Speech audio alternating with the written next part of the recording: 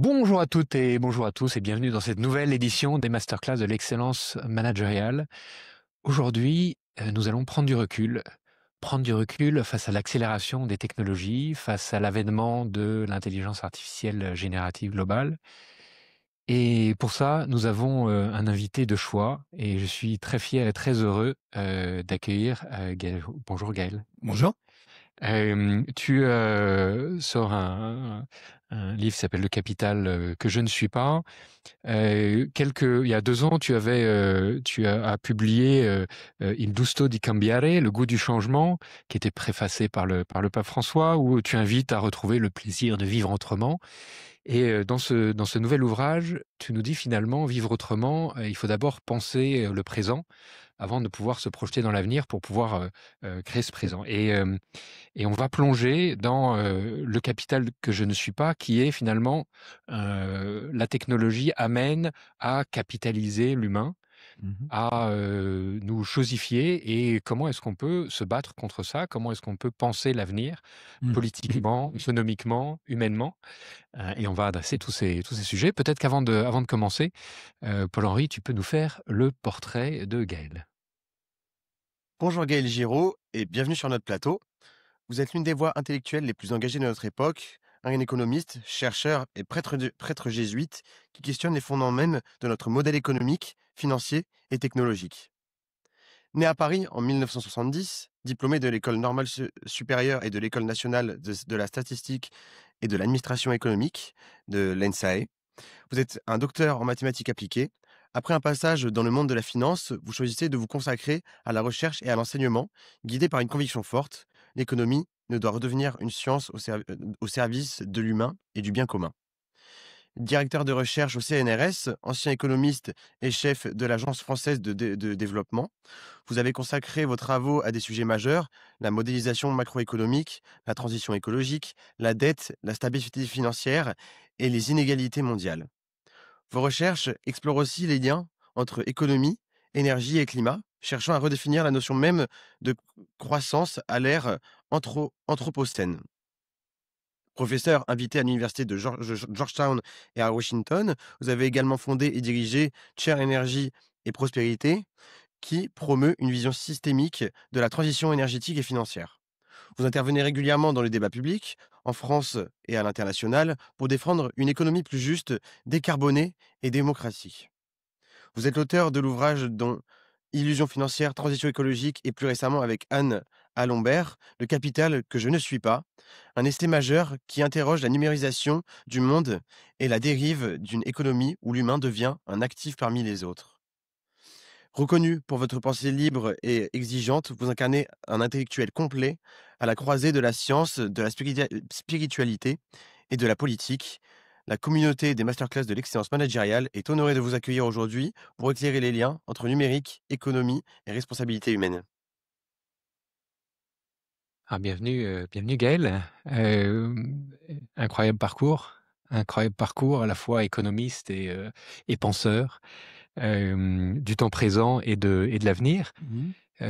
Tu commences le livre par une anecdote, un séminaire de Jacques Derrida, qui s'intitule L'animal que donc je suis, où il s'emploie à déconstruire l'idée que Descartes, dans laquelle Descartes oppose l'homme à l'animal, l'animal étant instinctif, soumis à des comportements irréfléchis, et le je pense donc je suis, l'animal ne pense pas, donc l'animal n'est pas.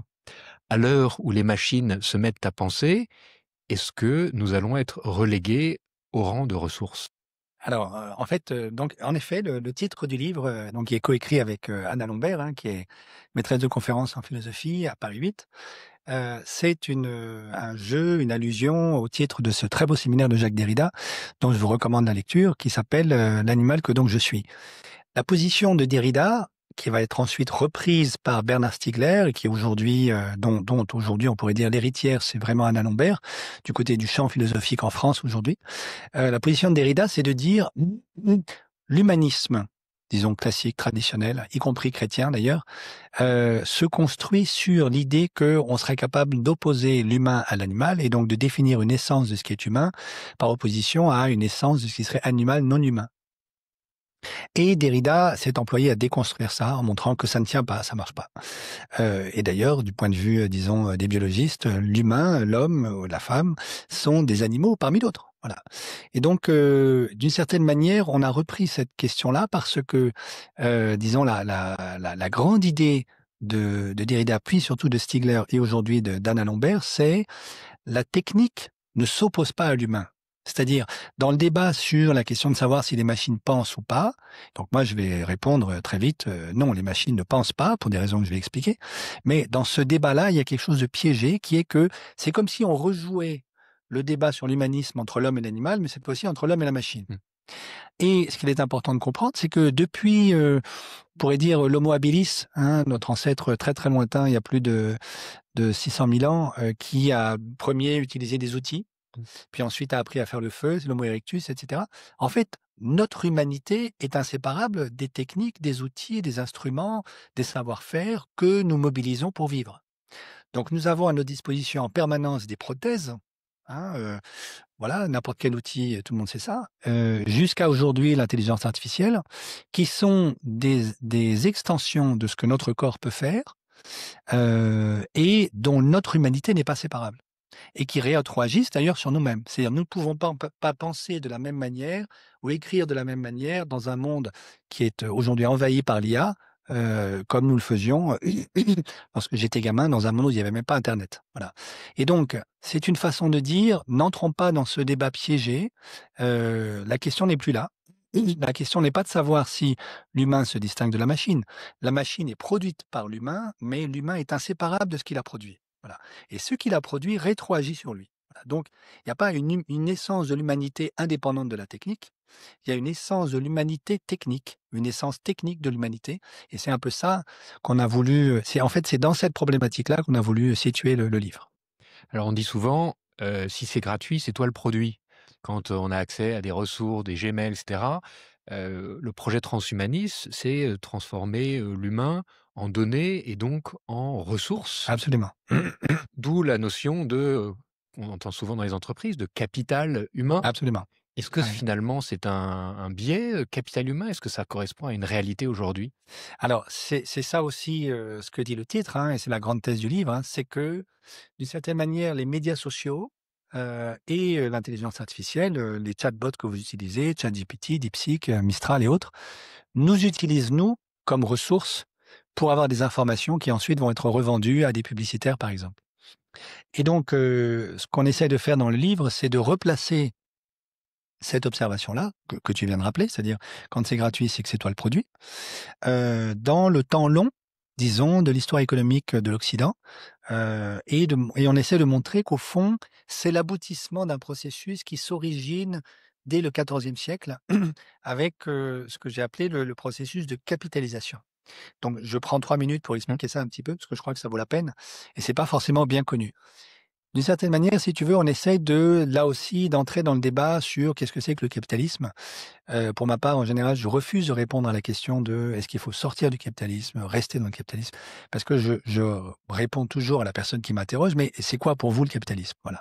Et en fait, on a dans la littérature et dans les bistrots, du quartier, au moins une dizaine de définitions concurrentes de ce que c'est que le capitalisme, depuis celle de Marx jusqu'à celle de Philippe Aghion, qui vient de recevoir le prix Nobel d'économie, et cetera.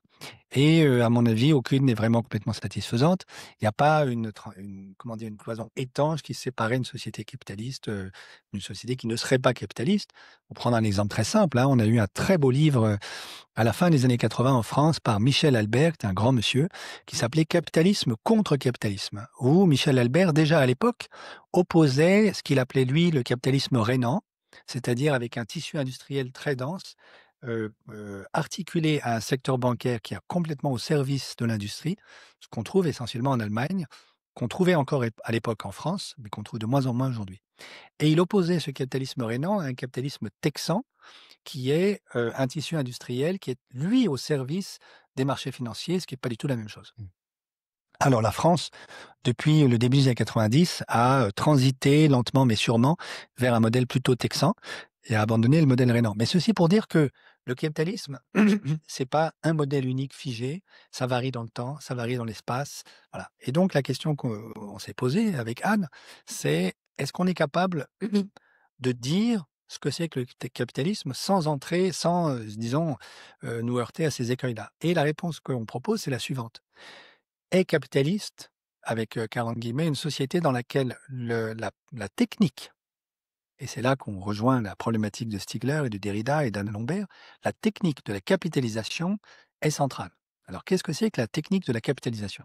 C'est une idée qui a traversé l'esprit extrêmement fertile d'un certain nombre de banquiers italiens du nord de l'Italie à la fin du XIVe siècle, qui, pour la première fois, font l'opération qui aujourd'hui nous paraît banale, mais qui est l'opération suivante. Je prends un objet. Alors, par exemple, à l'époque, c'était, disons, une cargaison et, disons, le bateau qui était supposé transporter cette cargaison sur la Méditerranée en dépit des pirates, des Ottomans et que sais-je d'autre, des tempêtes.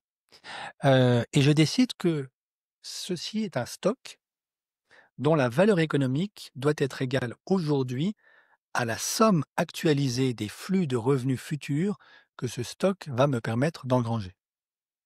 Et donc, dans cette opération-là, il y a la réduction d'une ressource, quelle qu'elle soit, à un stock, et la réduction de sa valeur économique à un flux anticipé des revenus que ce stock va dégager.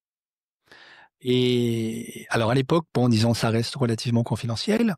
Les banquiers italiens font l'erreur historique de parier que la France va perdre la guerre de 100 ans contre les Anglais, donc financent les Anglais. Comme les Anglais ne gagnent pas immédiatement, ils ne peuvent pas rembourser les Italiens sont ruinés, et c'est la raison pour laquelle le centre, disons, névralgique de la finance se transporte du nord de l'Italie en Flandre, autour d'Anvers, Bruges, voilà, et puis bientôt Amsterdam. Alors, les banquiers, disons, flamands, vont récupérer cette technique, mais vont la laisser vivoter pendant un certain nombre de décennies, de siècles, jusqu'à ce qu'au XVIIIe siècle, ce soit des forestiers allemands qui la redécouvrent et qui la réutilisent, en disant, mais la valeur d'une forêt, qu'est-ce que c'est? C'est un stock qui va produire du bois dans les années qui viennent, tant de quintaux à l'année, tarifé à tel prix, ça dégage tel revenu. Et alors, on va actualiser le flux des revenus des quintaux de bois qu'on va vendre dans l'avenir en, disons, à l'époque, en marque ou que sais-je, dans l'unité monétaire d'aujourd'hui. Et donc là-dedans, il y a une opération absolument fondamentale qui est d'actualiser les revenus futurs en revenus d'aujourd'hui. Et donc, la proposition qu'on fait dans ce livre, c'est de dire, en fait, c'est ça le capitalisme. C'est une idée géniale, sans laquelle il y a plein d'investissements qui ne se seraient jamais faits. Mais c'est aussi une idée qui peut être très dangereuse si elle est utilisée à tort et à travers pour tout et n'importe quoi. Et disons, notre thèse, c'est de dire ce qui se passe aujourd'hui avec quand c'est gratuit, c'est toi le produit, c'est qu'en réalité, les médias sociaux et les IA génératives du type chatbot nous utilisent, nous, comme capital. C'est-à-dire c'est nous qui devenons le stock, le réservoir, en fait, de réactions, de questions, de réponses, d'informations, de données personnelles, qui vont permettre de générer des revenus futurs dans l'avenir et dont la valeur aujourd'hui est la somme actualisée de ces revenus futurs. Voilà. Et c'est à ça que nous proposons de dire non, ça n'a pas de sens économique. Alors, tu faisais allusion disons, aux théories du capital humain en économie qui ont fleuri dans les années 80. Alors évidemment, elles étaient déjà d'une certaine manière extrêmement ambiguës parce que de fait, disons, elles participaient de cet esprit qui est que, mais peut-être que l'humain peut se ramener à du capital ou se réduire à du capital. Alors, moi, je crois, pour défendre un tout petit peu les collègues qui ont fait ça dans les années 80, que, disons, à l'époque, c'était davantage pour eux une métaphore. Disons, comme les grands facteurs de production dans la théorie classique à l'époque, c'était le travail, le capital. Bon, on avait démontré, ça c'est le travail de Robert Solow, qui a eu le prix Nobel d'économie, un Américain, que en fait le capital au sens classique du terme, c'est-à-dire les infrastructures, le capital financier, et le travail, ça ne permet pas d'expliquer la croissance. En tout cas, ça en explique une partie assez faible, 40%, et un énorme résidu inexpliqué de 60%, un peu comme ce qu'on a en astrophysique où il y a de la matière noire ou de l'énergie noire qu'on n'arrive pas à expliquer. Voilà. Et donc, Solow avait baptisé ça le progrès technique. Mais c'était juste un mot. En fait, c'était davantage un aveu d'incompréhension qu'une théorie. Et donc, les théories du capital humain ont commencé à dire, mais en fait, derrière le progrès technique, il y a tout ce que l'humanité dans une entreprise est capable d'apporter. En termes d'intelligence collective, d'innovation, d'idées, etc. Et le prix Nobel de Philippe Aghion, cette année, en fait, c'est la suite de ça. C'est-à-dire, c'est l'idée que ce qui est le moteur de l'économie, c'est l'innovation. Voilà. Mais l'innovation, ça vient pas d'une machine, ça vient d'un être humain qui tout d'un coup a une idée. C'est Archimède, bon, pour simplifier. Et donc, à l'époque, moi je dirais, c'était une métaphore. De même qu'on parle du capital et du travail, on a voulu parler du capital humain. Voilà, c'est une espèce de mélange des deux. Voilà.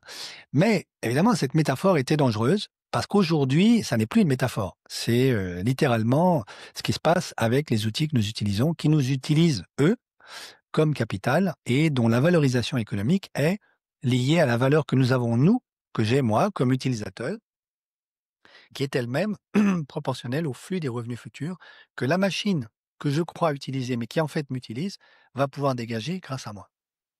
Alors j'aimerais faire une parenthèse linguistique. Tu parles de progrès. Ouais. Au Aujourd'hui, on en parlait beaucoup au 19e siècle, au début du 20e siècle. On n'entend plus du tout ce mot progrès et on parle maintenant d'innovation. Qu'est-ce que ça dit de notre rapport à ce capital humain?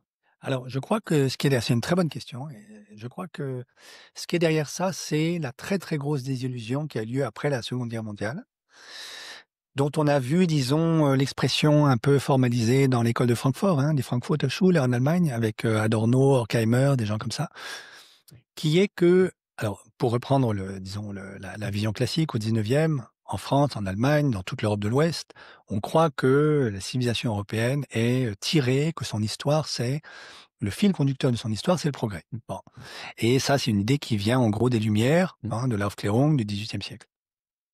Et puis, on fait l'expérience de la boucherie innommable qu'a été la Première Guerre mondiale, dont aujourd'hui, je crois, les Européens de l'Ouest, en tout cas la jeune génération, n'a plus d'idée.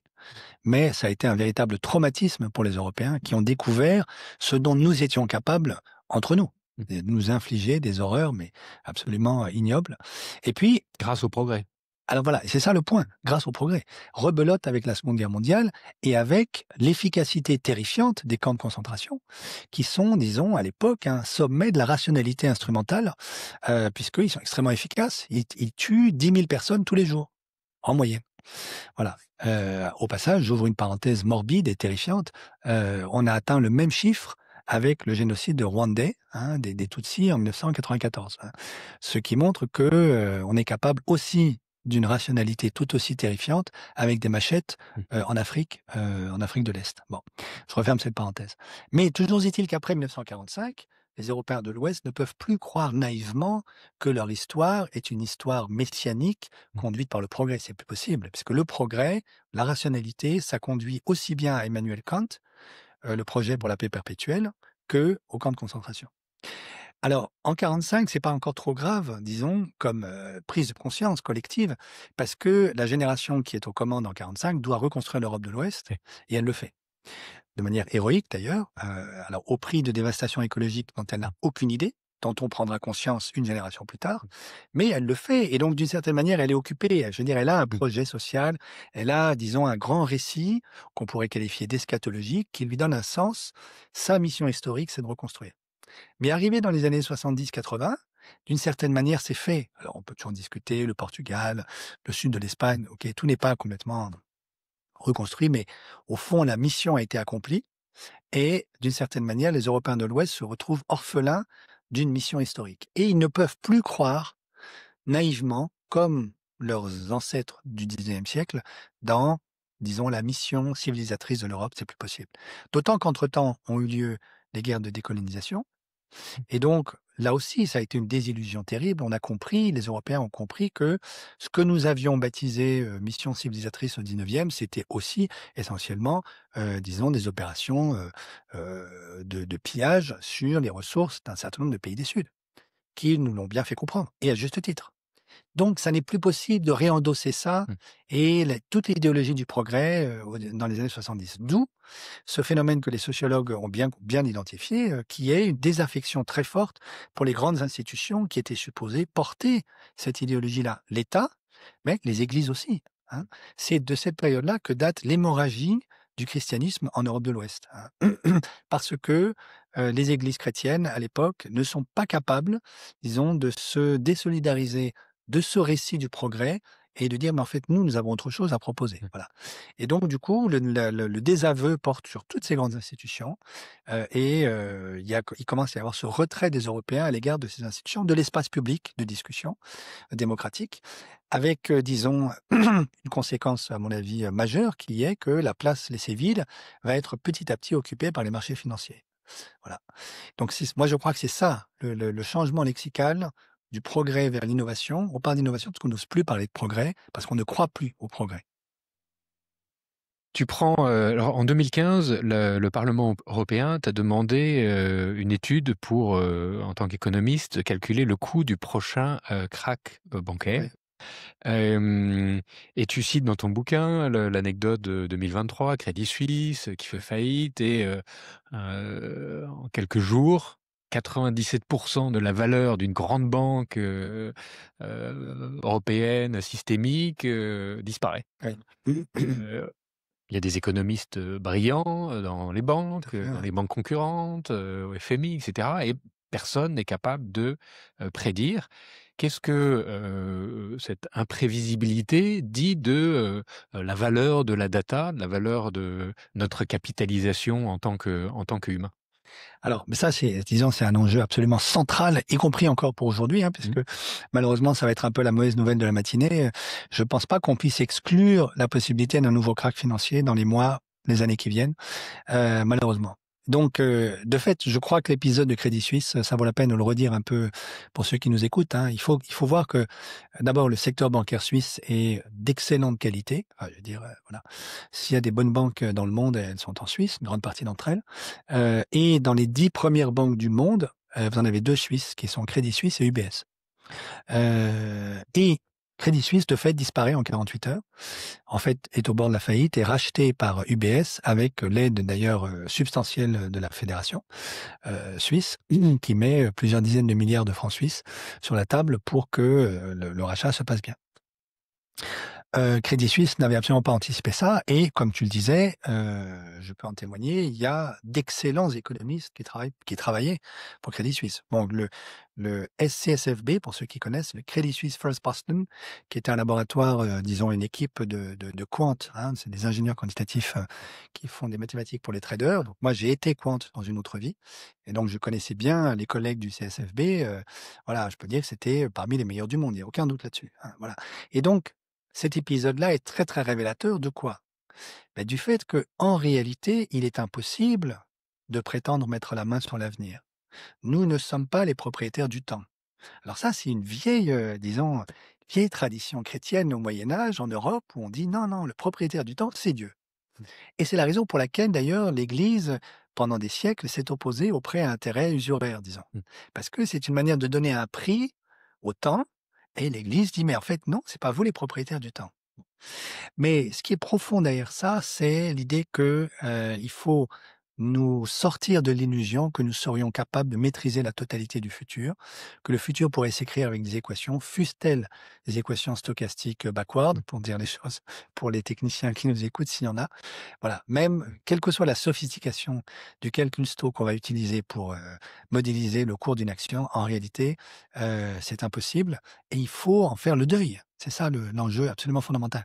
Alors c'est important, je crois, parce que on pourrait dire, au fond, les grands maîtres du soupçon à la fin du 19e, Marx d'un côté, Freud de l'autre, avec l'inconscient, Darwin avec la question de l'évolution, bon, nous ont fait perdre un certain nombre d'illusions qui étaient attachées à justement ce dont on parlait au tout début de la conversation, c'est-à-dire une espèce de philosophie humaniste extrêmement naïve sur ce que c'est que l'humain. Là aussi, il y a une illusion à perdre, dont il faut se libérer, s'émanciper, qui est que, y compris dans les salles de marché, on pourrait mettre la main sur l'avenir. C'est juste pas vrai. C'est d'autant moins vrai que nous avons financiarisé nos sociétés et qu'elles dépendent quasiment pour tout aujourd'hui des financements des marchés financiers. Or, les marchés financiers, ça c'est un point qu'il faut redire, et les collègues qui travaillent encore aujourd'hui sur les marchés financiers, ce qui n'est plus mon cas, je pense ne contrediront pas, les marchés financiers sont très très profondément volatiles et traversés par ce qu'on appelle des taches solaires, les sunspots. Donc je rappelle rapidement de quoi il s'agit, parce que ça vaut la peine pour ceux qui ne connaissent pas. Supposez que ce soir, le présentateur phare de votre chaîne de télévision ou de ta chaîne de télévision préférée, ou la présentatrice phare, peu importe, annonce l'air très sérieux, très grave. Mesdames et messieurs, l'heure est grave parce que demain matin, l'euro va s'effondrer. Pourquoi? Parce que les astrophysiciens ont vu des taches à la surface du Soleil, les sunspots.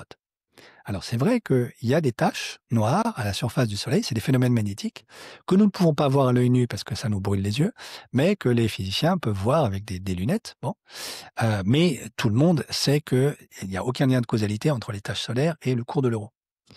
Mais donc, admettons que moi je sois un trader sur un marché financier et puis j'ai dans mon portefeuille plusieurs millions en euros. Donc je vais me coucher en me disant, oh là là, vraiment un tel présentateur, il aurait mieux fait de se taire ce soir. Il a encore dit une bêtise. Mais je me réveille au milieu de la nuit. Je me dis, mais voyons, moi je suis éduqué parce que je regarde d'excellents podcasts. Voilà. Mais beaucoup d'autres vont croire que ce qui a été dit à la télévision est vrai. Pourquoi? Parce que c'était dit à la télévision. Donc demain matin, ils vont vendre leurs euros. Donc le cours de l'euro va s'effondrer. Donc qu'est-ce que j'ai de mieux à faire moi? Mais de vendre aussi, et encore plus vite qu'eux, pour ne pas perdre d'argent. Et donc demain matin à l'aube, à l'heure où blanchit la campagne, comme dit Victor Hugo, qu'est-ce que je vais faire? Je vais vendre mes euros. Et je vais moi-même participer à la panique, tout en me disant, ah, qu'est-ce qu'ils sont idiots de croire ce qu'on raconte à la télévision. Et du coup, l'euro va s'effondrer. Donc ça, c'est un exemple de prophétie autoréalisatrice. Il suffit que quelqu'un, que à tort ou à raison, on estime légitime, dise quelque chose pour que ça advienne. C'est possible. C'est pas automatique. Il y a rien de. Justement, si c'était automatique, ce serait facile. Il y a rien d'automatique. Toute la question est de savoir si suffisamment de monde sur les marchés financiers, d'investisseurs, de traders, de courtiers, etc., de brokers, vont tout d'un coup croire que tout le monde croit que c'est vrai. Donc la question n'est pas de savoir si je crois que c'est vrai. La question est de savoir si je crois que les autres croient que c'est vrai. Voilà. Et ça, c'est très possible avec n'importe quoi. Et ça peut auto-réaliser la prophétie. Voilà. Et donc ça veut dire que d'abord, il y a une irrationalité très profonde sur les marchés financiers. Et donc faire dépendre notre sort, nos politiques publiques, notre démocratie, notre économie des marchés financiers, je trouve personnellement que c'est extrêmement dangereux.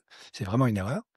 Et puis par ailleurs, ça veut dire que l'avenir n'est absolument pas prédictible, puisqu'il suffit que n'importe qui dise n'importe quelle bêtise pour que si ça marche, les marchés financiers le croient.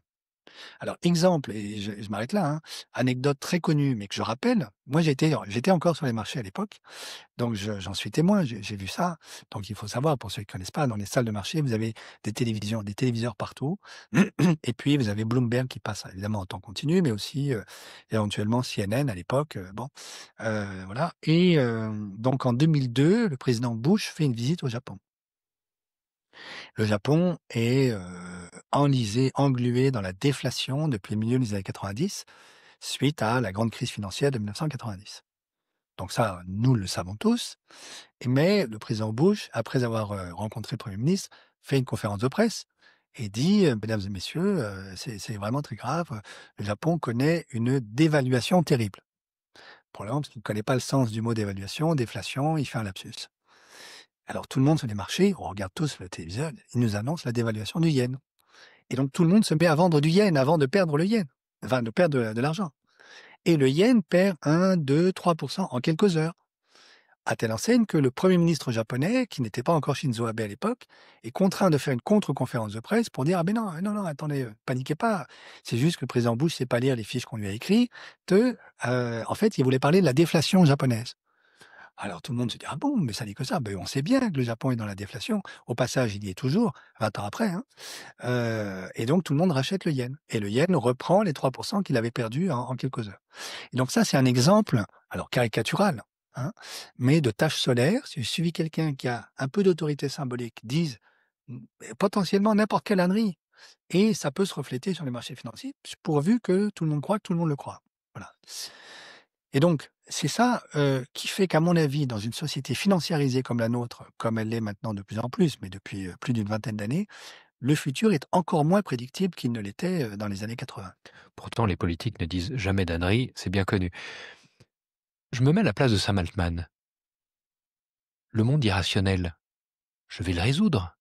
Je vais, et c'est le deuxième sujet sur lequel j'aimerais qu'on se focalise, automatiser les esprits, rationaliser les esprits. Qu'est-ce que tu réponds à ça?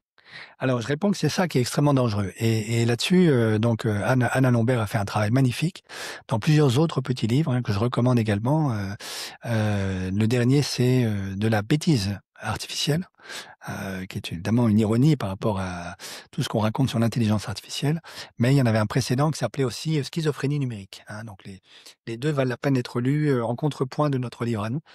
On pourra inviter Anne. Il faudrait inviter Anne, oui, Ouais. tout à fait, Ouais. je t'encourage. Et donc, le point, c'est pour que l'avenir devienne prédictible, justement, de manière que toi et moi, nous puissions être transformés en capital, c'est-à-dire en un stock dont la valeur économique aujourd'hui peut être vraiment rendue égale au flux actualisé des revenus futurs qu'il va pouvoir dégager, notamment grâce aux data que, par exemple, l'intelligence artificielle ou les médias sociaux sont capables d'extraire de mon comportement. Il faut que mon comportement devienne prédictible. Et donc, tous les algorithmes de recommandation, en fait, d'une certaine manière, visent ça, font ça. Mmh. C'est-à-dire, par exemple, sur X, Twitter, Instagram, TikTok, etc., ils m'enferment dans la tribu de celles et ceux qui pensent exactement la même chose que moi sur tout sujet. Ils m'enferment sur YouTube, par exemple, dans la tribu de ceux qui écoutent les mêmes musiques que moi, qui regardent les mêmes films, les mêmes vidéos, etc. Bon. Voilà. Et donc, d'une certaine manière, d'abord, il y a l'aspect spéculaire qui nous rend fous, Mmh. qui est extrêmement malsain spirituellement parlant, mais il y a aussi le fait que, du coup, mon comportement devient de plus en plus automatisable. Dès que j'ai besoin de me détendre, je vais regarder un match de tennis de Federer. Alors maintenant, quand j'ouvre YouTube, j'ai immédiatement 5 propositions des plus beaux matchs de tennis de Federer, contre Nadal, Djokovic, que sais-je d'autre. Voilà. Alors, il se trouve que je suis un grand fan de Federer, donc je suis content. Mais ça m'aide pas du tout à sortir de ma zone de confort et à découvrir qu'il y a d'autres joueurs de tennis que Roger Federer dans l'histoire. Bon. Et donc, ça rend mon comportement complètement prédictible. Et ce qui vaut pour Federer vaut pour tout. Et donc, c'est ça qu'on dénonce en disant, en fait, par ce processus-là, par les algorithmes de recommandation qui sont complètement opaques, sur lesquels personne n'a la main, qui sont construits par les sociétés privées, en fait, notre comportement devient automatisable et prédictible. Et c'est bien l'objectif, parce que une fois qu'il devient prédictible, alors on est vraiment transformé en capital. Voilà. Parce que l'horreur pour quelqu'un qui veut transformer un autre en capital, c'est que tout d'un coup, le flux des revenus futurs ne corresponde pas à l'anticipation que j'en avais. C'est ça qui va pas. Et donc, pour que, d'une certaine manière, on ait ce qu'on appelle en économie tous des anticipations dites rationnelles, c'est-à-dire qu'on arrive vraiment à anticiper l'avenir, eh bien, il faut absolument que le comportement de chacun devienne prédictible. Alors, j'ajoute un mot là-dessus parce que ceci est vraiment extrêmement grave, à mon avis. C'est pas tout à fait notre sujet, mais je ne peux pas ne pas le dire, y compris comme citoyen, comme chrétien, comme prêtre, jésuite, dans un certain nombre de ces médias sociaux, et on le sait maintenant, puisqu'il y a eu un procès qui est en cours aux États-Unis, il y a des algorithmes de recommandation qui poussent les adolescents au suicide. Oui. Donc il faut vraiment, je crois, ça vaut la peine de le dire. Il y a des documentaires très bien faits maintenant qui le montrent. Tu as un certain nombre de journalistes qui se sont fait passer pour des adolescents de 14 ans sur TikTok et qui ont constaté qu'au bout de 5 minutes, ils reçoivent des vidéos de jeunes qui disent qu'ils vont se suicider, qui se scarifient, qui sont anorexiques, qui sont mal dans leur peau et qui veulent en finir. Et donc là, et comment dire, les patrons de ces médias sociaux-là le savent parfaitement. Tout ça maintenant est documenté.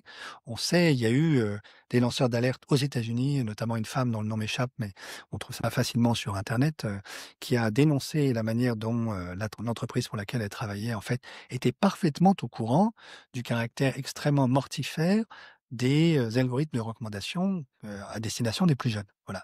Et donc là, il y a un effet absolument terrifiant. Il ne s'agit pas simplement de nous transformer en capital, mais de manière très, très paradoxale, de tuer notre jeunesse. C'est vraiment de ça dont il s'agit. Je referme cette parenthèse. Sam Altman, lors d'une session au Congrès, répondant aux questions sur quels sont les risques de l'intelligence artificielle générative globale, dit finalement il y a 3 risques. Premier risque, c'est que les méchants y arrivent d'abord et donc fassent du mal. Deuxième risque, c'est que finalement on ait une IA qui échappe à une certaine forme de contrôle et donc qui fasse des choses sans qu'on puisse ni savoir ce qu'elle fait, ni pouvoir l'arrêter. Et puis le troisième risque, qui est assez intéressant dans cette réflexion de l'automatisation de nos esprits, c'est que le président des États-Unis, il soit finalement, sujet aux recommandations d'une IA qui, de toute manière, va prendre des meilleures décisions que lui et donc devient le simple reporter, le simple porte-parole, d'une IA. Mmh. Finalement, dans ce cas-là et quand on voit les bêtises que font, certains politiques, on pourrait se dire: «Est-ce qu'il ne faut pas un peu plus d'intelligence dans cette démarche, de planification?» C'est Voilà, c'est c'est est-ce que finalement c'est un risque, on comprend que, c'est un risque ontologique, mais est-ce que c'est un risque, pour la société? Est-ce qu'il n'y a pas finalement un bénéfice à se soumettre à une certaine forme d'intelligence plus rationnelle Mmh. et donc d'automatisation des esprits Ouais, ouais. du président des États-Unis? Alors l'Albanie, a nommé, ministre, Ah oui? des comptes publics, une IA, hein, bon. Alors la réponse est complexe, elle doit être nuancée, et donc ça va me prendre un petit peu de temps pour répondre à tout ça, mais c'est un sujet, c'est l'un des plus gros sujets à mon avis aujourd'hui dans notre société, vraiment, hein. Alors et premièrement et donc je vais dire tout de suite, donc la position que je défends sur ces questions-là et que nous défendons avec Anne n'est pas une position anti-techno. Il faut être très clair là-dessus. J'utilise moi-même de l'IA. Je travaille avec un chercheur au CNRS qui s'appelle Jean-Philippe Brunton, un Mmh. grand mathématicien, qui a fait, disons, un algorithme symbolique extrêmement puissant pour reconstruire, la physique théorique, grâce à de l'IA. Et donc, voilà, l'IA, enfin dire les réseaux de neurones permettent ou le calcul symbolique permettent de faire des choses extraordinaires. Donc, il n'y a pas du tout de rejet de la technique comme telle. Et c'est cohérent avec ce que je disais au tout début, c'est-à-dire, de toutes les manières, l'humain est intrinsèquement un être technique. Voilà. Donc, ça n'aurait aucun sens de pouvoir dire, voilà, non, non, la technique c'est mal intrinsèquement. Ça n'est ni bien ni mal. Voilà, c'est une excroissance que nous construisons, mais dont nous devons apprendre à mesurer l'effet rétroactif sur nous-mêmes. Alors, premier élément de réponse, qui est, ah mais si les méchants, s'en emparent avant nous, voilà, sous-entendu nous on est du côté du bien, les autres sont du côté du mal ou des méchants. Bon, alors ça c'est un discours absolument inaudible à mon avis, parce qu'il faut comprendre que ça fait partie de l'effet rétroactif de l'IA sur nous. L'IA nous désapprend.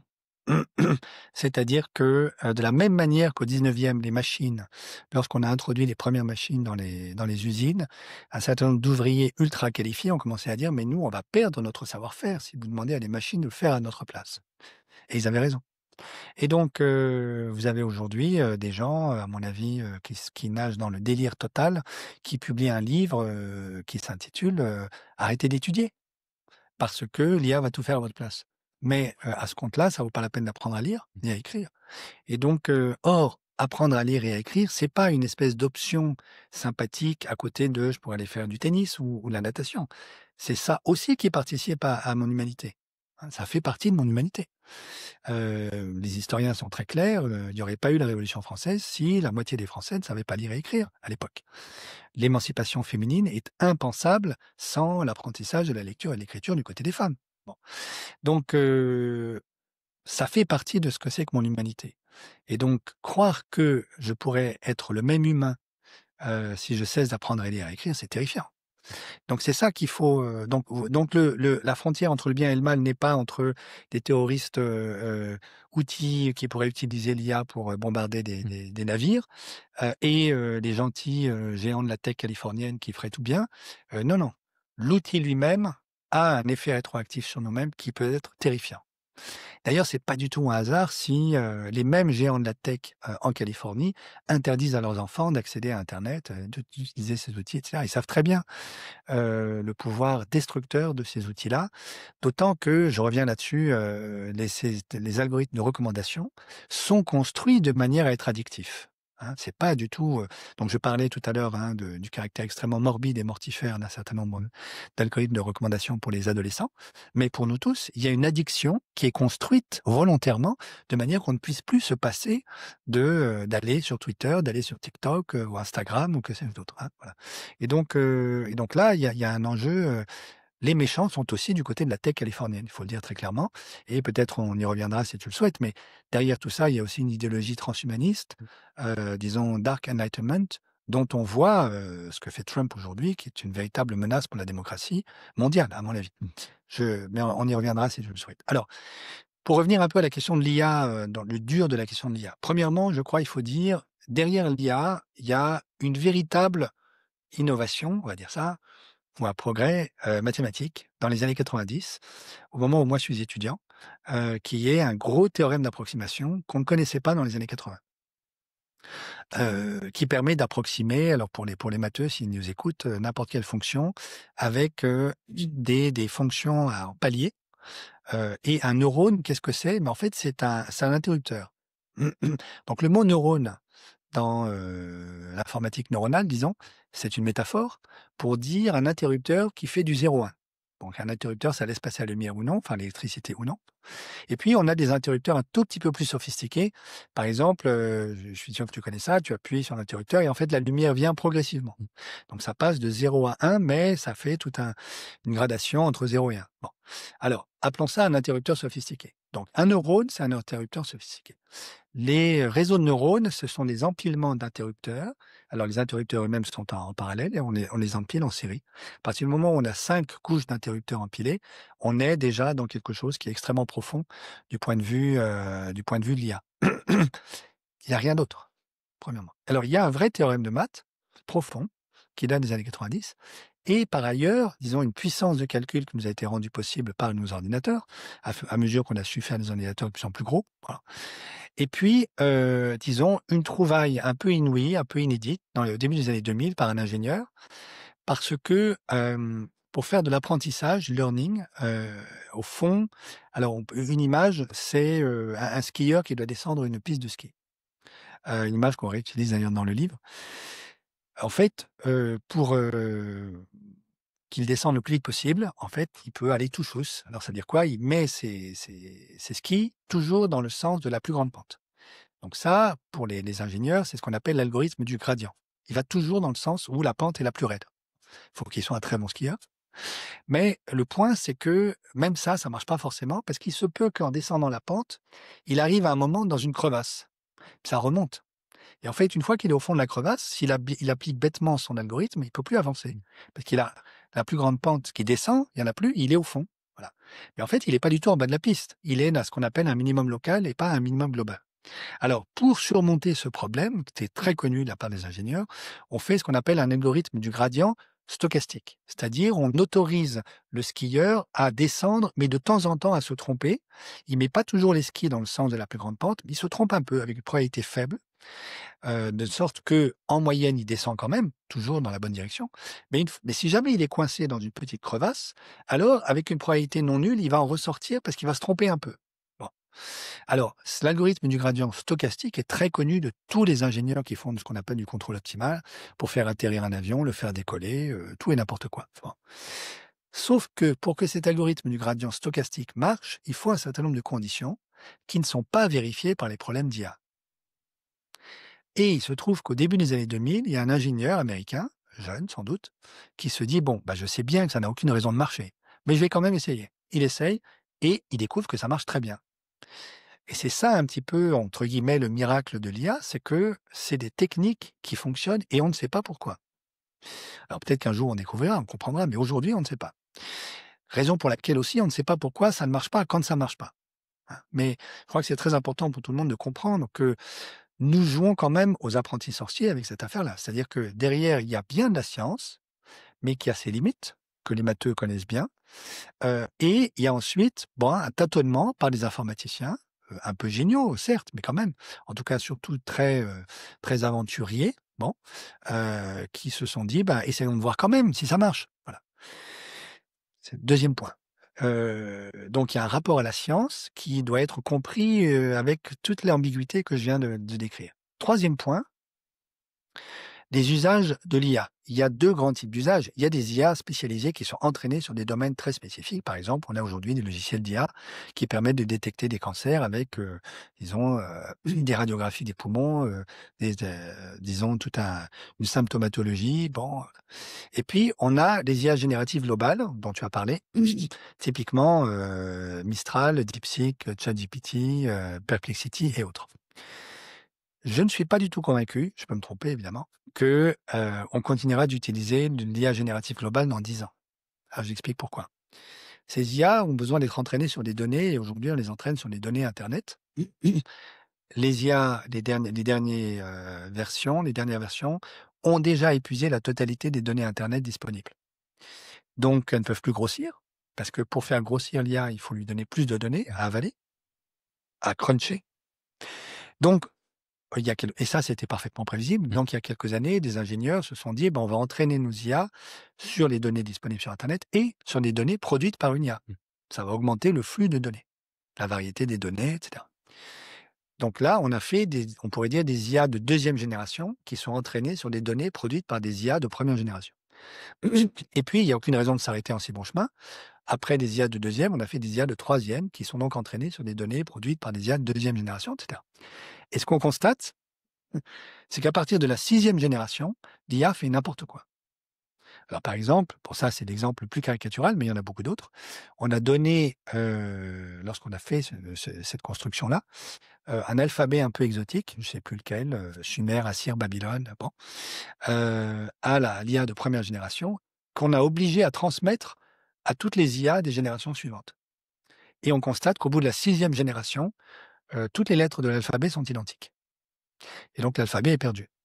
Et ça n'est pas une hallucination au sens d'une bêtise que raconte ChatGPT quand on lui pose une question, genre de bêtises qu'on appelle les hallucinations, qu'on essaie de réduire petit à petit, que tu peux obtenir très très facilement. Tu poses une question avec l'air un peu sûr de toi à ChatGPT et pour te donner raison, il va dire n'importe quoi. C'est une normalisation finalement. À force de s'entraîner sur soi. Oui, c'est ça, voilà, C'est une exactement. normalisation. Tout à fait. Voilà, tout à fait. Alors, une autre manière de le dire, c'est la maladie de la vache folle. Hein. C'est-à-dire, à force de se manger soi-même, on devient fou. Et donc, voilà. Et ça, alors, d'abord, c'est très grave parce que ça veut dire qu'il y a une limite à l'extension des IA, premièrement. Deuxièmement, ce que ça veut dire, c'est que dans quelques années, mais peut-être dans quelques mois, que tout ça va quand même à une très très grande vitesse, la plupart des données, des data Internet vont être polluées par de l'IA. Et on ne saura pas si c'est de l'IA de première, deuxième, 6e génération. Donc, lorsqu'on va faire travailler des IA sur les données Internet, on n'aura plus aucune garantie qu'on sera immunisé contre la maladie de la vache folle. Et donc, il est très possible que l'IA fasse n'importe quoi, même si on entraîne uniquement sur des données Internet. Et on se dit, on essaye quand même de sauvegarder ce qui peut être sauvegardé. Et donc, ça veut dire que ça met en péril la possibilité même d'Internet. C'est ça qui est derrière ça. Hein. Parce que si cette IA fait n'importe quoi, et si on produit du contenu avec, il va y avoir du n'importe quoi dans les contenus disponibles sur Internet. Et bien malin celui qui aura le temps d'aller vérifier tous ces contenus. Sachant qu'aujourd'hui, ça c'est bien connu, et 60% des internautes sur Internet sont des chatbots. Hein. Nous, les humains qui intervenons sur Internet, nous ne sommes que 40% des chatbots. Voilà. Alors, ça c'est mon troisième point. L'IA générative globale n'a pas du tout les promesses de la vie éternelle, à mon avis, parce que ce qu'elle est en train de mettre en danger, de menacer, c'est la possibilité même d'Internet. En tout cas, d'avoir des données fiables sur Internet. Alors, quatrième point, et là j'en viens donc à la question, le président des États-Unis, alors vu l'actuel hôte de la Maison-Blanche, on s'est dit peut-être qu'une IA ferait mieux, c'est possible. En tout cas, elle ne serait pas, peut-être téléguidée par l'idée de lancer une guerre civile aux États-Unis ou d'imposer la loi martiale de manière à ne pas convoquer les midterms, par exemple. Hein. Admettons, hypothèse. Alors, moi, nous sommes, je crois que je peux parler aussi au nom de Anna Lambert, très, très opposés à cette idée, pour la raison suivante, et je crois que c'est, en un certain sens, fondateur pour la civilisation de l'Occident. Je suis un peu désolé d'utiliser des grands mots comme ça, mais d'une certaine manière, c'est ce que j'ai essayé de dire dans un autre livre, plus ancien, qui date de 2022, qui s'appelle « Composer un monde en commun », qui est un livre de théologie politique, hein, une théologie politique de l'Anthropocène, où j'essaie de dire, après d'autres, hein, Pierre Legendre en France, Alain Suppiot et quelques autres, qu'il y a un moment fondateur dans l'Occident qui s'appelle la réforme grégorienne, au XIe siècle, où, pour la première fois, après l'effondrement de l'Empire romain au VIe siècle, en Europe, on institue un État. Le premier État moderne, il date du XIe siècle, et c'est l'Église. Et celui qui fait ça, c'est le pape Grégoire VII, qui invente l'écriture du droit canon. Et c'est la première fois, après l'effondrement de l'Empire romain, hein, qu'on se dote vraiment d'un droit complètement articulé, systémique, universel, qui est le droit d'Église, le droit canon, d'une langue universelle, qui est le latin, et d'une bureaucratie à visée universelle, qui est le clergé. Et ensuite, toutes les autres monarchies européennes, y compris le Saint-Empire romain germanique, vont copier la papauté. Et le droit civil que nous avons, nous, le code napoléonien, par exemple, en fait, c'est la version sécularisée du droit canon, écrite au XIe siècle par les glossateurs et les théologiens et les juristes de Grégoire VII. Alors, ceci pour dire, je crois que le moment grégorien, qui est le moment de l'institution du droit, est fondamental pour l'Occident. Il n'y a pas d'Occident sans ça. Et de mon point de vue, et c'est pour ça que moi je parle souvent des Occidents au pluriel, il y a autant d'Occidents qu'il y a d'histoires de réception du moment grégorien. C'est-à-dire chacun, l'Allemagne, la France, la Sicile, nous avons tous dû, nous ajuster à ce moment fondateur-là, construire notre propre droit, élaborer notre propre histoire de l'interprétation du droit, etc. Ça, c'est l'Occident. C'est l'un des Occidents. Bon. Dans cette matrice-là, il y a un moment absolument fondamental et singulier qui est celui de la prise d'une décision. Et alors, on pourrait dire, par exemple, un juge dans un tribunal, alors il écoute le procureur, il écoute la défense, il écoute éventuellement les témoins, l'accusé, vraiment. Mais au bout d'un moment, il doit prendre une décision. Et Jacques Derrida dirait ça, il prend toujours sa décision dans la nuit. On a beau avoir accumulé toutes les preuves qu'on veut, il reste toujours la possibilité de se tromper, de faire une erreur. Mais il prend cette décision parce qu'on le lui demande, la société le lui demande, la communauté humaine lui demande, et il en est responsable. Une machine ne prend aucune décision, il est responsable de rien. Une machine, quel que soit le caractère sophistiqué de l'IA ou non, c'est un algorithme déterministe qui a été construit sur des données, entraîné sur des données, et qui fait des recommandations à partir des données qu'on lui a données à manger. C'est tout. Et donc, par exemple, aux États-Unis aujourd'hui, dans un certain nombre d'États, on a des tribunaux dans lesquels il y a des IA spécialisés qui ont avalé des millions de cas, disons, de la jurisprudence américaine. Et alors, on lui rentre, voilà, un tel, il a tel âge, il vient de tel endroit, telle catégorie sociale, il a fait ceci et cela, quelles sont les chances de récidive? Bon. Et donc, la machine répond. Alors, du coup, statistiquement, qu'est-ce qu'on recommanderait comme sanction ou pas pour la personne? Et vous avez maintenant une pression énorme qui s'applique sur les juges lorsqu'ils décident de prendre une décision qui n'est pas celle que recommande la machine. Or, cette machine, elle a été entraînée sur la jurisprudence américaine, qui est notoirement raciste, misogyne, et qui est une justice de classe, quand même, il faut dire les choses. Bon. Et donc, si on se plie à ce que dit la machine, eh bien la justice américaine va fatalement et pour l'éternité reproduire les mêmes biais. En fait, la justice n'est justice que parce qu'elle vit de l'idéal, qui n'est pas forcément l'idéologie du progrès de l'Aufklärung, mais de l'idéal que la décision humaine est capable aussi de corriger ses propres erreurs ou les erreurs de mes prédécesseurs. Voilà. Moi, quand je prends une décision, quelle qu'elle soit, comme juge ou autre, je suis l'héritier des décisions qui étaient prises par mes pères, PAIRS, et ceux qui m'ont précédé, voilà, qui m'ont éduqué, qui m'ont formé, etc. Mais voilà, je suis aussi libre vis-à-vis de cette tradition-là, si j'estime en conscience et en assumant ma responsabilité qu'il faut la rompre avec cette tradition. Mais si je me permets Ouais, ouais, ouais. d'interrompre, tu es aussi sujet de tes biais cognitifs. On recevait il y a quelques Bien mois sûr. Olivier Silboni, qui a publié un bouquin qui doit être quelque part par là, qui s'appelle Noise, où il montre qu'aux États-Unis, pour reprendre l'exemple de la justice américaine, Oui. si tu es jugé à 11 heures, tu vas avoir 20% de peine en moins que si tu es jugé à 14 heures. Ouais, ouais. Donc là, la machine, elle peut déconstruire ses biais. Tout à fait. Et donc voilà, c'est ça qui est fondamental. La machine peut être mise au service de la prise de décision, et ça, j'y crois beaucoup. D'une certaine manière, c'est la position de Daron Acemoglu, l'autre prix Nobel de l'économie de l'an dernier, qui dit en fait, tant que nous utilisons l'IA pour nous remplacer, nous faisons une énorme bêtise. Oui. D'abord, ça ne va pas augmenter la productivité du travail, contrairement à ce qu'on croit, ça va juste automatiser. Si nous utilisons l'IA pour la mettre au service de notre prise de décision, de manière que notre prise de décision soit meilleure, ah ben oui, bien sûr. Donc, je reprends l'exemple du juge. Si la machine lui dit, mais mon cher ami, faites attention, il est 11 heures et donc vous avez faim, vous êtes fatigué, donc vous risquez d'avoir un biais et d'être beaucoup plus sévère avec l'inculpé, ah ben, le juge est capable de se dire, très bien, merci pour le rappel, j'essaie d'ajuster ma décision. Mais c'est pas du tout la même chose que de dire, on va laisser l'IA décider à ma place. Parce que du point de vue du droit, ça veut dire qu'on prend des fausses décisions qui sont juste des calculs sur le passé, sans responsabilité. Alors un exemple caricatural sur lequel le pape François s'était prononcé avant son décès, qui sont les armes létales autonomes. Si une arme létale autonome tue un enfant ou un innocent, qui est responsable? Et donc, si on se met à utiliser de l'IA pour faire des armes létales autonomes, il n'y a plus de droit de la guerre, puisqu'il n'y a plus d'erreurs possibles, il n'y a plus de responsabilité, il n'y a plus de crimes de guerre, il n'y a plus de droit tout court. C'est ça qu'il faut comprendre. S'il n'y a plus de droit, il n'y a plus d'Occident, c'est fini. Il n'y a plus que la loi du plus fort, c'est tout. Et ça fait un millénaire que nous vivons sur le droit. Voilà. Je crois que c'est ça qui est en jeu. Alors, un autre exemple, je crois qu'on comprend assez bien, c'est le médecin. Donc maintenant, vous avez des IA spécialisées qui, c'est vrai, ont assimilé tellement de cas possibles qu'elles sont capables de détecter, par exemple, un cancer mieux ou au moins aussi bien que les spécialistes cancérologues.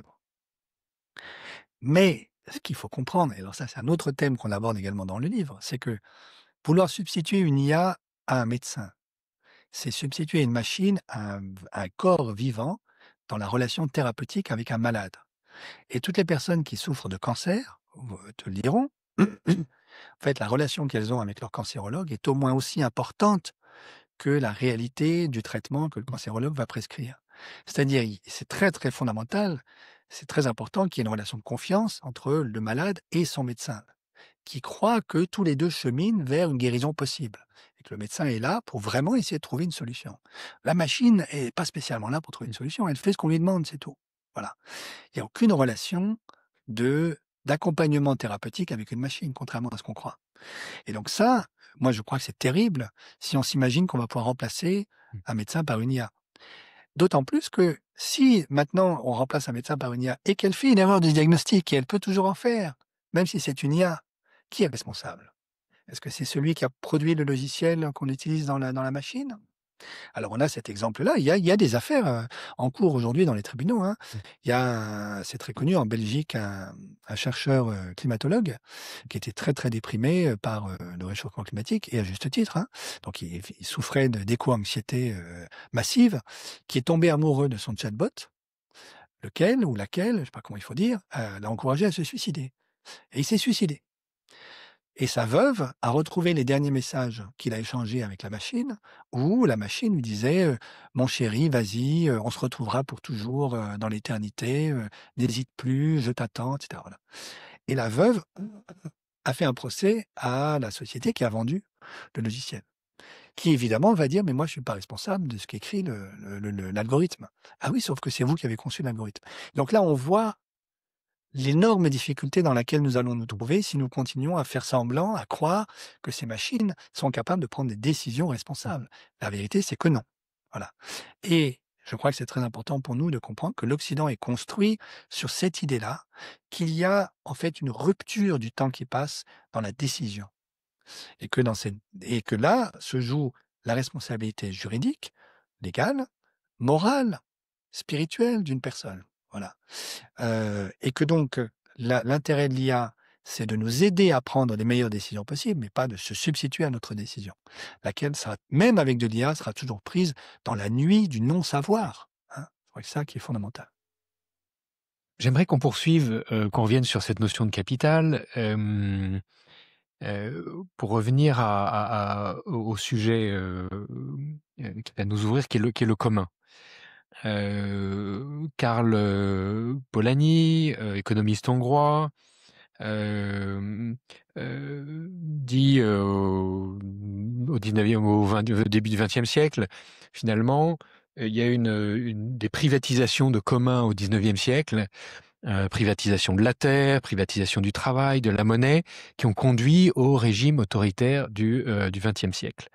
Et finalement, la capitalisation de ce qui ne peut être capitalisé comme la terre, les savoirs humains, conduit à une forme d'autoritarisme. Oui. Et donc d'autoritarisme aussi, est-ce que finalement il y a un risque que cette automatisation ou cette privatisation du commun, du savoir, la contribution, amène aux autoritarismes qu'on voit apparaître aujourd'hui? Oui, tout à fait. Oui, alors c'est une thèse que je reprends bien volontiers, parce qu'elle me semble très juste. Donc, je reformule un tout petit peu ce que Mmh. tu as dit juste. Donc, Polanyi, c'est la grande transformation. C'est ça son grand œuvre. Et Dans les années lui, 40, c'est dans ça? les années 40, c'est ça, voilà, exactement. Et donc, lui, il observe en fait la montée du fascisme, du nazisme, et il dit, au fond, ce qui s'est passé à la fin du 19e, c'est la première, disons, période de globalisation marchande, qui à l'époque était tournée surtout autour de l'Atlantique et de l'Angleterre. Ça a conduit à la privatisation de 3 biens fondamentaux à ses yeux, qui sont la terre, le travail et la monnaie.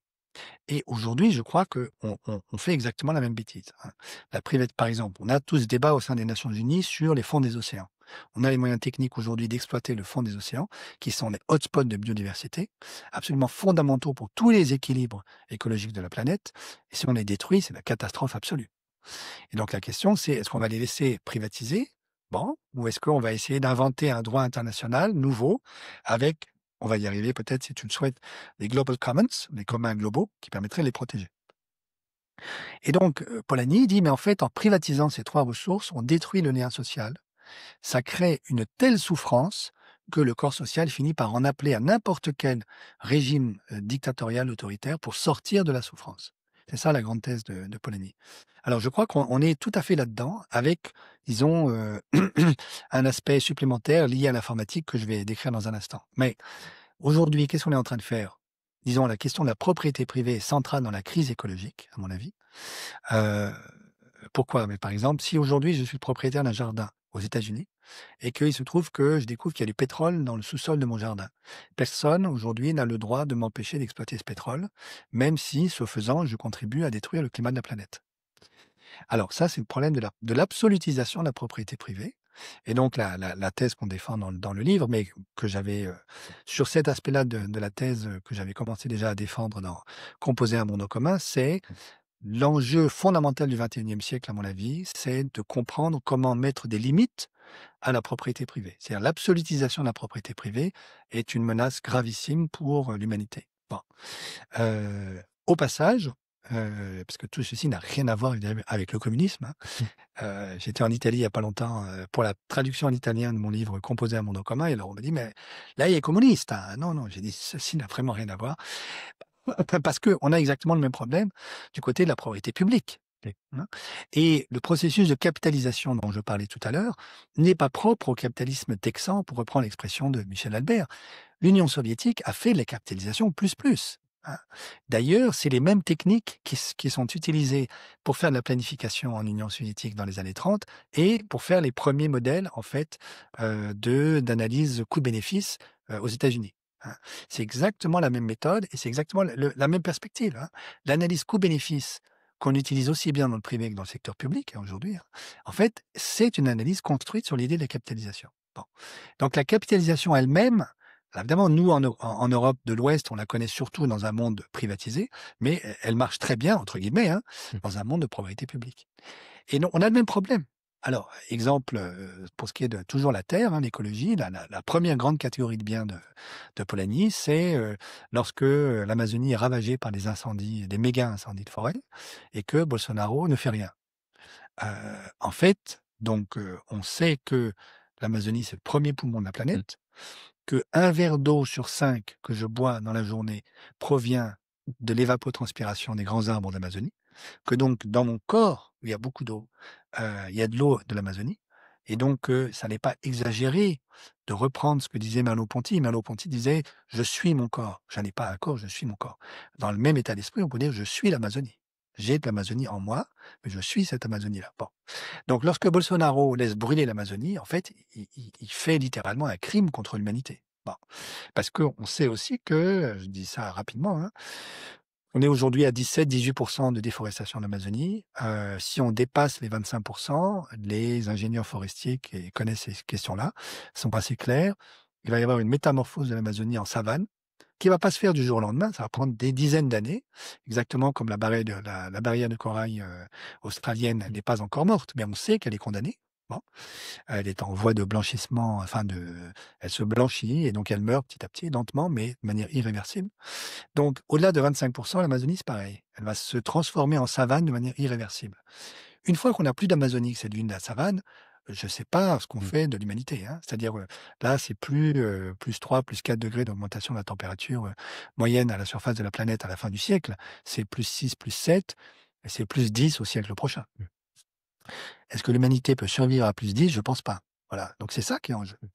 Or, lorsque le Brésil, État souverain, choisit de ne rien faire pour protéger ce qui devrait être un commun global et qui s'appelle l'Amazonie, il n'y a rien dans le droit international pour l'y contraindre.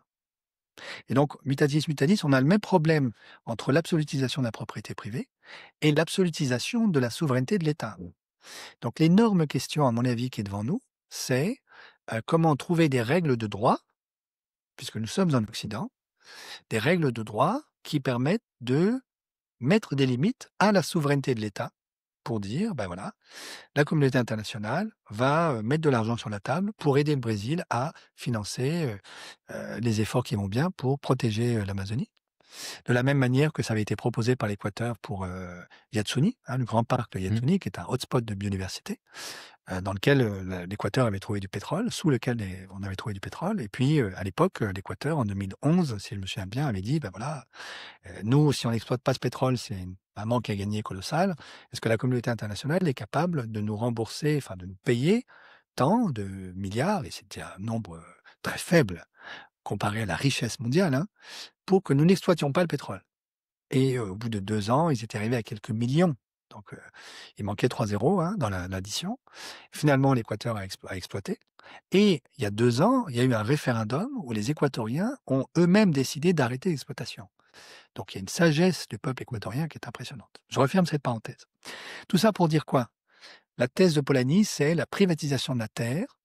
C'est l'un des 3 enjeux fondamentaux qui détruisent le lien social, qui produisent une telle souffrance qu'on en arrive à accepter des solutions entre guillemets fascistes, ce qui est en train d'arriver en ce moment aux États-Unis, et ce qui nous menace aussi en Europe, pour faire cesser la souffrance. J'ai parlé de la terre. Polanyi, à mon avis, à très juste titre, parle du travail. Et là, on est en plein dans le sujet, c'est-à-dire si je suis capitalisé par l'IA, ben, je deviens moi-même une propriété privée, une propriété, je veux dire, une marchandise privée. Je suis la marchandise privée inconsciente de l'entreprise qui m'a vendu le chatbot. Voilà. Et puis la monnaie. La monnaie, c'est moins bien compris, mais en interdisant à la Banque centrale européenne de refinancer directement les États, alors que la France, par exemple, s'est reconstruite en une génération après la Seconde Guerre mondiale avec ce qu'on appelle le circuit du trésor de Bloch-Lenné, qui permettait à la Banque de France de prêter à taux nul au trésor. Bon, ce qui n'a jamais provoqué d'hyperinflation, voilà. Donc en interdisant à la Banque centrale européenne de financer directement les États et en obligeant les États à se refinancer auprès des marchés financiers, en fait, nous avons déconnecté le pouvoir de création monétaire de la Banque centrale européenne des États. Voilà. Et donc la monnaie, l'euro, pour moi, n'est plus une monnaie publique, puisqu'elle n'est pas arrimée à un État démocratique. Voilà. Évidemment, quand j'en parle à mes amis qui étaient au cabinet Delors dans les années 90, ils me disent ben oui, Gaël, mais tu es gentil, les Allemands voulaient absolument pas, disons, d'un pouvoir politique européen centralisé, disons, d'une fédération européenne. Donc nous, on a fait ce qu'on a pu. Et donc, on marche sur une jambe. Il manque la jambe politique. On a la jambe monétaire et financière en Europe. On n'a pas la jambe politique, mais nous espérions qu'on apprendrait à marcher en tombant sur une seule jambe. Voilà. Sauf que, voilà, c'est bien compliqué. Moi, je crois, c'est pas notre sujet aujourd'hui, mais j'en profite quand même pour le dire. Je crois que vu ce qui se passe à l'Est et à l'Ouest, à l'Est, la menace russe poutinienne qui est réelle, à l'Ouest, la dérive fasciste, osons le mot, des États-Unis, l'Europe, à mon avis, doit absolument aujourd'hui se ressaisir et courir vers une fédération européenne. Je sais que ça paraît insensé, mais les militaires eux-mêmes avec qui je parle me disent la même chose. Ils disent, si vous voulez qu'on ait un commandement européen centralisé, capable de répondre à une offensive russe sur le flanc Est, et capable de s'autonomiser par rapport à la dépendance inouïe que nous avons consentie à l'égard de l'armement américain, il faut qu'il y ait un commandement centralisé avec de l'interopérabilité des armées européennes. Et si vous voulez pas que ce soit les dictatures des colonels, il faut qu'il y ait un pouvoir politique centralisé en face de ça, auquel le pouvoir militaire sera assujetti. Et donc ça veut dire une fédération européenne. Je referme toutes ces parenthèses. Voilà. Pour revenir au commun, Pierre Teilhard de Chardin appelait la noosphère cette Oui. conscience collective planétaire. Oui. Comment est-ce qu'on construit une noosphère pour défendre finalement Ouais, ces communs qui sont si vitaux pour nos sociétés? absolument. Magnifique question, c'est très beau. Alors, tout de suite, moi je dirais, ça n'est pas malheureusement l'IA, ni la super intelligence fantasmée, ni des réseaux sociaux, voilà. C'est pas ça la noosphère. La noosphère, c'est notre capacité, donc je reformule ça, hein, c'est notre capacité à nous mettre à la place de l'autre. Dans l'évangile, ça s'appelle la règle d'or, qu'on trouve dans l'évangile de Matthieu, dans l'évangile de Luc. Tout ce que vous voudriez que les autres fassent pour vous, faites-le pour eux. Donc là-dedans, il y a le tout ce que vous voudriez. Donc ça, c'est l'infini du désir. En fait, c'est une spiritualité du désir, comme la spiritualité ignatienne, hein, la spiritualité jésuite, sauf que c'est mettre mon désir au service du désir de l'autre.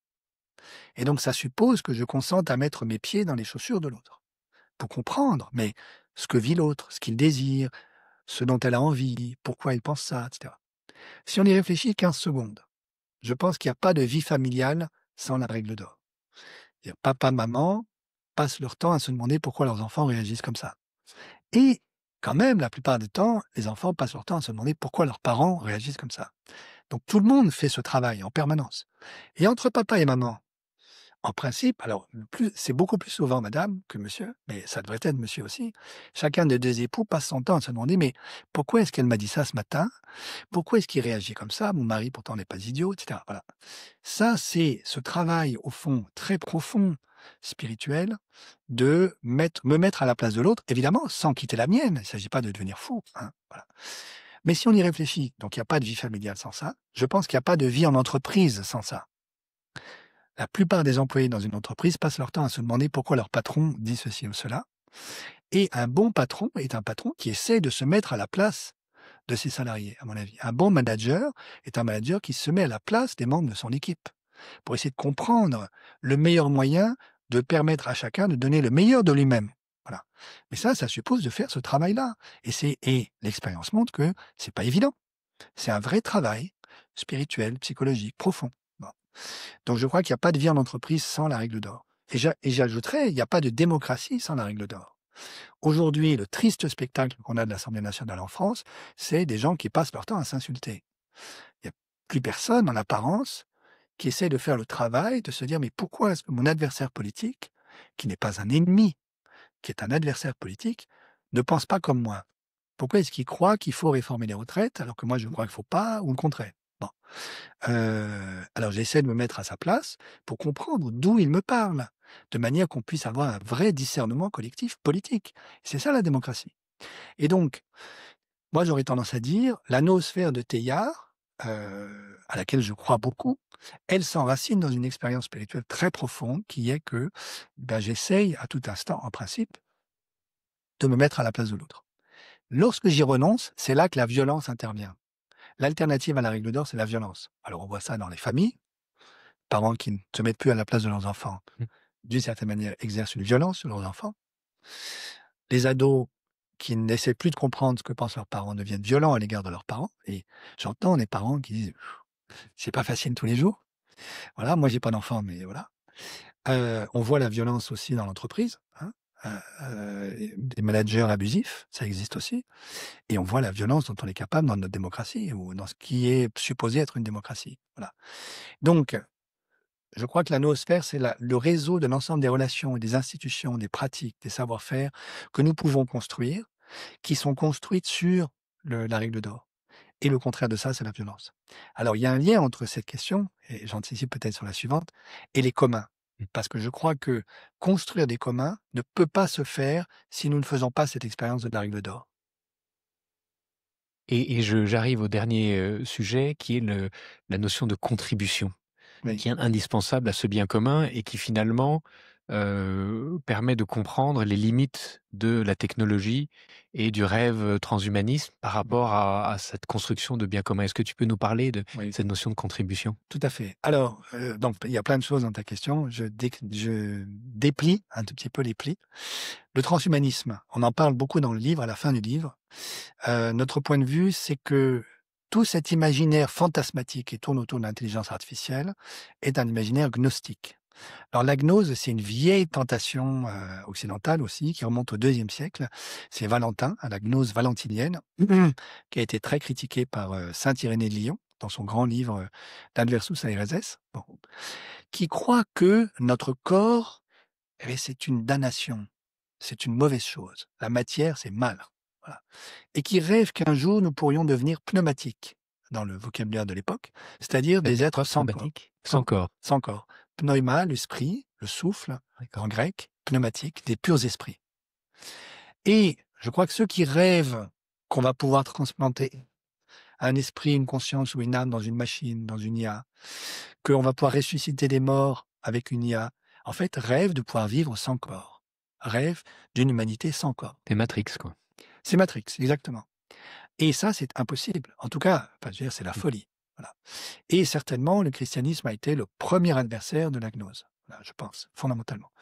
Et donc, c'est ça qui est derrière, à mon avis, le fantasme transhumaniste, le fantasme du Dark Enlightenment américain, hein, qui est on va vous apprendre à vivre sans corps grâce à nos machines. Voilà. Donc ça, c'est la fin de l'humanité. S'il y a quand même... Alors, je suis bien d'accord qu'il n'y a pas une essence de l'humanité, mais il n'y a pas d'humanité sans corps. Il suffit pas d'avoir un corps pour être humain, mais il n'y a pas d'humanité sans corps. Voilà, c'est ça le point fondamental. Donc nous, on dit ça à la fin du livre. Hein. Alors, la contribution, elle vient là-dedans au niveau institutionnel. Comment est-ce que on valorise la contribution de chacun à un commun collectif qui est le commun, par exemple, d'une entreprise, hein. Donc la thèse qu'on défend, c'est qu'une entreprise, c'est pas une boîte noire qui produit du cash pour ses actionnaires. C'est même pas d'abord un truc qui produit des biens de consommation finaux pour les consommateurs. C'est un projet collectif qui constitue un commun pour toutes ces parties prenantes. Alors là-dessus, quand on dit ça, on se réfère évidemment à Elinor Ostrom, hein, la grande qui a eu le prix Nobel en 2009 en économie, qui a pensé et étudié beaucoup les biens communs, les communs, commons en anglais. Qu'est-ce que ça veut dire? Ça veut dire qu'il y a des règles de partage, de distribution, d'allocation des ressources dans l'entreprise. Quelles sont ces ressources? Le savoir-faire des uns et des autres, leurs compétences, leur intelligence collective, leur énergie, leur bonne humeur, tout ce que voilà. Tout ça, leur capacité à avoir des émotions, ça fait partie de ce que chacun peut apporter à l'entreprise. Bon. Et alors il faut, si j'en crois à Elinor Ostrom, mais c'est très très bien documenté, il faut que les limites de la communauté soient bien définies. C'est-à-dire, tout le monde ne peut pas s'improviser partie prenante. Mais il y a un discernement. Quelles sont les parties prenantes de notre entreprise? Ça s'arrête où? Il y a des actionnaires, éventuellement, oui, certainement. Les consommateurs finaux, sûrement, il faut qu'ils soient représentés dans le discernement. Les voisins de l'usine ou du site d'exploitation, enfin voilà, tout ça. Et là, il y a un vrai travail déjà, les limites. À l'intérieur de ces limites, quelles sont les règles d'allocation des ressources partagées? Et est-ce que ces règles peuvent être délibérées par tout le monde? Oui ou non? Ça définit un commun. Et alors, il y a une règle fondamentale chez Nordstrom, qui est la règle numéro 6, qui est, si on n'est pas d'accord un jour sur les règles qu'on s'est données, et il arrivera fatalement un jour où on n'est pas d'accord, parce que là où il y a de l'homme, il y a de l'hommerie, bon, il faut que chacun puisse activer un mécanisme de résolution du conflit qui soit accessible à tous et peu onéreux. Alors, je donne un exemple concret. Lorsque j'étais chef économiste de l'AFD, l'Agence française de développement, je suis allé visiter à Nzélé-Kolé, dans les forêts profondes de Guinée-Conakry, à l'époque où il y avait encore Ebola, des projets de pisciculture. Pourquoi? Parce que les paysans qui vivent dans ces forêts vivent dans la forêt, donc on ne peut pas faire de bétail, et sont trop loin de la côte atlantique, donc on ne peut pas les pêcher. Donc ils font de la pisciculture, parce que sinon il y a un manque d'apport en protéines qui est chronique. Simplement, c'est une zone où il n'y a pas d'électricité, donc sortir le poisson de l'eau, c'est un acte lourd de conséquences, qu'on ne peut pas le mettre au réfrigérateur. Bon. Et donc, les paysans qui me racontent tout ça, qui me décrivent l'institution, me décrivent des règles extrêmement complexes de décision, quand est-ce qu'on va mettre les alluvions, quand est-ce qu'on relève le poisson, quand est-ce qu'on va le vendre, etc. Et puis, comme je connaissais un peu mon manuel d'Elinor Ostrom, si je puis dire, avec un brin de malice, je demande, mais quand même, de temps en temps, ça doit vous arriver de pas être d'accord. Alors, la personne qui me parle a un sourire, elle me dit: «Ah oui, oui, en effet». Mais dans ce cas-là, nous nous sommes mis d'accord à l'avance, à froid et non pas à chaud, sur le fait que si on n'est pas d'accord entre nous, et de manière dure, alors on ira voir un vieux sage qui est à 20 kilomètres à côté, dans un autre village. Et Alors, il est à 20 km, c'est-à-dire qu'il n'est pas parmi nous, donc il n'a pas de conflit d'intérêt avec nous, mais il n'est que à 20 km, donc il nous connaît, on le connaît, et tout le monde respecte sa sagesse. Et donc, on se pliera à sa décision, quelle qu'elle soit. Et j'ai trouvé ça extraordinaire, de sagesse institutionnelle. Et donc, pour la contribution, pour pouvoir construire des communs ensemble, et je vais arriver ensuite au concept même de contribution, mais contribution à quoi? À un commun. C'est important de regarder ça. Alors, je prends un contre-exemple.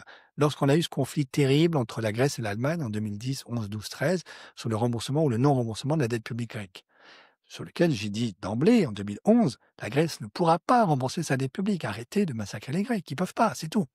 Donc, il y a un moment, il faut que le créditeur, que le créancier prenne sa perte. Ça ne sert à rien de tuer le débiteur. Bon. En fait, on n'avait pas de règle numéro 6. En zone euro, on n'a pas la règle du vieux sage d'à côté, qu'on peut aller voir, dont on a défini les prérogatives à froid et qui permet de trancher le conflit. On n'a pas ça. Donc, c'est la loi du plus fort. Et c'est comme au foot, à la fin, c'est les Allemands qui gagnent.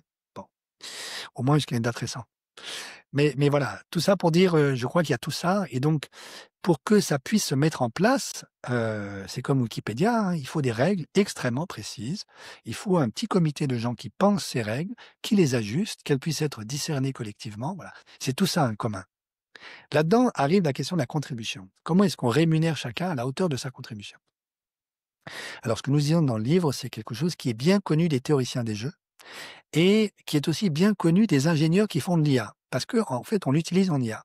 C'est ce qu'on appelle la valeur de Shapley. Lloyd Shapley, c'est un grand monsieur que j'ai connu, un américain, un mathématicien américain, qui a eu le prix Nobel d'économie pour sa contribution en théorie des jeux. Et il a introduit ce qu'on appelle aujourd'hui la valeur de Shapley, dont l'idée est très simple. Quand vous avez plusieurs personnes qui contribuent à un même projet, comment est-ce qu'on va pouvoir identifier la valeur de la contribution individuelle de tel ou tel? Alors Shapley dit, c'est simple, vous retirez la personne et vous regardez de combien la valeur globale du projet s'est affaissée. Et ça vous donne la contribution d'un tel. Donc ça, c'est un calcul et on l'utilise maintenant partout. Alors par exemple, on l'utilise, donc l'IA l'utilise en permanence pour calculer en fait la contribution de chacune des informations qu'elle utilise pour ses recommandations. Alors par exemple, pour regarder dans les IA spécialisées pour la détection du cancer, on fait travailler une IA avec, disons, toute une symptomatologie et puis on regarde, en moyenne ce que l'IA va recommander ou le diagnostic qu'elle va poser et puis on retire un symptôme et on regarde ce que fait l'IA, de nouveau. Et donc ça nous permet de voir la contribution de ce symptôme au diagnostic. Peut-être que si je retire ce symptôme, l'IA conclut plus du tout qu'il y a un cancer. Ou peut-être qu'en fait ça change rien et qu'on conclut toujours qu'il y a un cancer quand il y en a un. Tu vois? Et donc ça, c'est une manière de mesurer la contribution d'un symptôme, d'une information, d'une personne. Alors, quand je dis ça, j'en ai parlé avec des chefs d'entreprise, hein, c'est assez subversif. Pourquoi? Parce que si on regarde par exemple les plans Orsec, en cas d'épidémie en Paris, quels sont les métiers qu'on doit protéger à tout prix, donc il faut surtout pas laisser disparaître? Et on a commencé à voir ça un petit peu avec la période du Covid et le confinement, hein. C'est pas le CEO de la boîte, non, c'est l'ouvrier qui fait de la manutention des machines d'évacuation des eaux usées. Parce que si on peut plus évacuer les eaux usées, tout le monde meurt au bout d'une semaine. Dans tout Paris. Et donc c'est eux qui sont protégés dans les plans Orsec. Alors, c'est pas eux qui sont rémunérés à la hauteur de cette contribution-là. Mais si on les retire, tout s'effondre. Donc leur contribution, en fait, est massive. Donc la valeur de Shapley, et alors Shapley n'était pas du tout un révolutionnaire, j'ai bien connu, hein, mais en fait, elle a quelque chose d'assez révolutionnaire. Mais ce que j'ai dit, moi, aux chefs d'entreprise avec qui j'ai discuté de la valeur de Shapley, qui m'ont dit, tu peux oublier, jamais on va faire ça chez nous. Ce que je leur ai dit, c'est oui, je comprends très bien, on ne va pas demain matin décider que la rémunération de chacun sera mesurée par un algorithme qui travaille sur la valeur de Shapley. Mais au moins que ça nous aide à comprendre la réalité de ce que nous faisons, qui est qu'il y a un certain nombre de personnes dans une entreprise qui contribuent de manière fondamentale, qui ne sont pas du tout payées à la hauteur de leur contribution réelle. Donc je dis pas qu'il faut que, je sais pas quoi, l'ouvrier de manutention des machines d'évacuation des eaux usées soit payé davantage que le PDG je sais pas quoi, de Orange. Bon, mais qu'on prenne conscience du fait qu'il n'est pas quand même du tout payé à la hauteur de la contribution réelle de ce qu'il fait, sans laquelle le PDG d'Orange ne pourra jamais travailler. Voilà. C'est un peu ça le voilà et donc on essaie de dire ça, et je crois que c'est très important parce que c'est une manière de prendre conscience du fait que, d'une certaine façon, nous marchons quand même sur la tête. C'est-à-dire, une partie de notre rémunération entre nous n'est pas du tout construite, fondée, évaluée sur la contribution réelle de chacun, mais sur d'autres critères, qui sont intéressants, mais qu'il faut pouvoir discuter au regard de cette autre mesure alternative, je crois. Tout ce que vous voudriez que les autres fassent pour vous, faites-le pour eux. Se mettre à la place de l'autre finalement sans quitter la sienne, aucun ordinateur ne peut le faire. Chacun est invité à contribuer pour ce bien commun que tu nous invites à construire. Oui. Un immense merci. Construire ce lien commun pour le collectif, c'est ce qu'on essaye de faire à travers ces masterclass, qui a contribué de façon tout à fait passionnante. Le capital que je ne suis pas, Anne Alombert et Gaël Giraud. Un immense merci de ta présence avec nous aujourd'hui et à très bientôt. Merci à toi.